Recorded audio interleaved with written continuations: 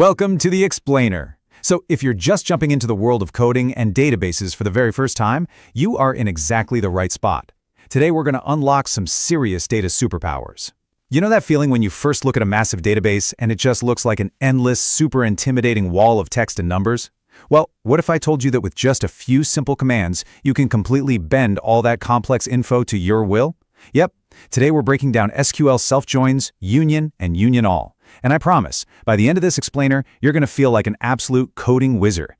Think about your favorite social media app or, a massive online multiplayer game. Have you ever wondered how they link all your friends, your high scores, and your personal data together without making a total mess of their servers? Imagine you're throwing the biggest party of the year. You've got this raw guest list, but it's absolute chaos. Some people are written down twice, some get a +1, but you have no idea who is actually connected to who, and you've got two entirely different pieces of paper with names just scribbled everywhere. Well, raw data is exactly like that chaotic party guest list. It desperately needs to be organized, filtered, and linked up before it makes any sense at all. But here's the secret. Data organization doesn't have to be some big mystery. You absolutely don't need a supercomputer or a rocket science degree to figure this out. You really just need the right hacks. Okay, let's dive into this. Let's transition from the total chaos of raw data into the straightforward, incredibly satisfying SQL tools we're going to use to fix it all. And we'll start with a tool that solves a very specific, yet super common puzzle. So, first up, let's meet the SQL mirror, otherwise known as self-joins. Think of this as your first major data superpower. A self-join is, well, it's exactly what it sounds like. It's a query where a table is joined to itself. Now, I know what you're thinking. Why on earth would you want a table to talk to itself? Well, think back to that party guest list for a second. What if you wanted to know which of your friends invited which other friends, but all of their names are just sitting there on one single piece of paper? Sometimes, all the answers you need are already in one place. You literally just need a table to look at itself. It's kind of like placing a mirror right next to your data to reveal those hidden relationships that were just hiding in plain sight. Think about a classic real-world example, like a simple table tracking employees and managers. Now, what's really interesting here is that both the employees and the managers are technically just people working at the exact same company, right? Alex and Jamie both report to Sam, and Sam is the big boss at the top. They're all sitting right there on the exact same list. So if we want to write a query that outputs the fact that Alex's manager is Sam, we have to use a self-join. We use it to link that manager column back to the employee column, all within the exact same box. So how do we actually pull off this mirror trick? It's honestly just a simple 3-step logical hack. Step 1, you mentally treat the table as if it were two completely separate tables. Then, step 2 is where the magic happens. You give each of these copies a temporary nickname, which in the SQL world we call an alias, so you might call one copy table A and the other copy table B. Finally, step 3, you link them together using a matching column. You basically tell SQL, hey, match the manager name in table A with the employee name in table B. And boom, you've just tricked the database into finding relationships within its own list. It's incredibly clever. All right, moving right along. Let's talk about combining data with union. So, what happens when you have two entirely different party guest lists? Say maybe one is from your phone and one's from your laptop, and they desperately need to become one master list. Enter the union command. Union combines the results of two different queries into one single unified column. But the absolute most important thing to remember here is its personality. Union acts like a highly strict, no-nonsense club bouncer.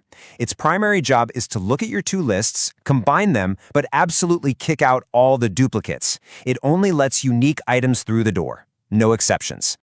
Imagine we finally have that combined guest list. We had Alex from list A and Jamie from list B. But let's say Sam was super popular and ended up on both of the original lists. When you use the union command, that strict bouncer steps in, spots the duplicate, and ensures Sam only gets into the final combined list exactly one time. What you get is a clean, perfectly merged list with 0 repeating names. But, of course, the bouncer has rules. So the crucial point here is understanding the 2 golden rules for making a union work without totally crashing your code.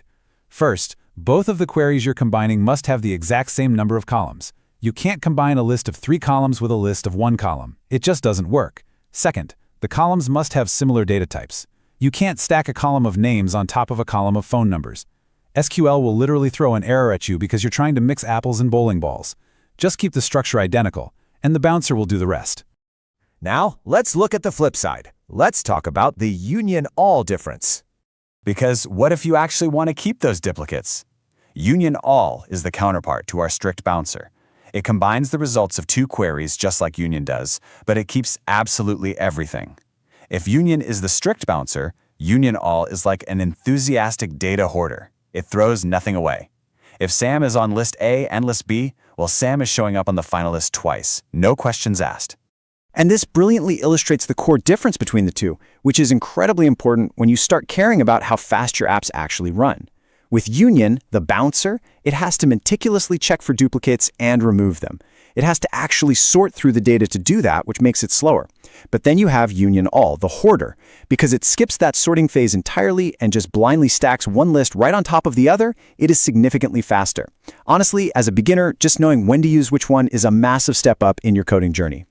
To really cement this hoarder concept, imagine your first table has 50 rows, and your second table has 50 rows.